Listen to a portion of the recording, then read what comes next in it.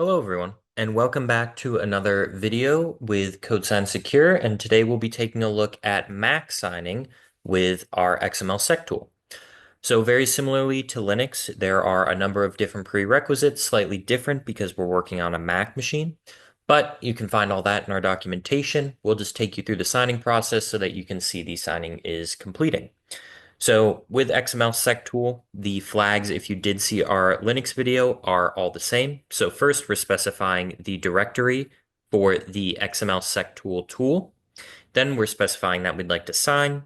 We're providing the pkcs11 properties.config file, and that is something that you actually edit in your setup of this tool.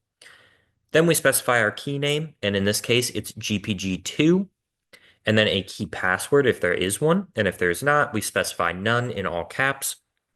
And then finally, we provide our sample input file and the output file that we would like it to be named.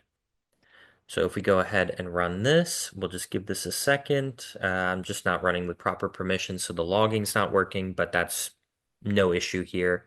The signing should still all occur properly. And if I go in here just while this signs, I can show you this is what our sample XML looks like currently. Now let's just wait for this to load up. It does take a second. There may be a bit of pause here.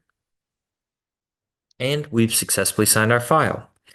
So if I go over to our new signed sample.xml, we can compare the two here and we can see that the actual certificate and the signature are put into the file. So I know it looks a little messy here, but it doesn't harm any part of the XML file. This is just to give you an idea of if you looked on your own, how the difference would look between the input and the signed file. So you can see here, we've got that signature, we've got that certificate, everything is in order as it should be. And we do have a verification command as well, but it's a very simple process. We're basically just specifying verify, and we're providing that output file. So in this case, it would be signed sample.xml. So thank you all for joining me for another signing with CodeSign Secure, and I hope to see you in our next video.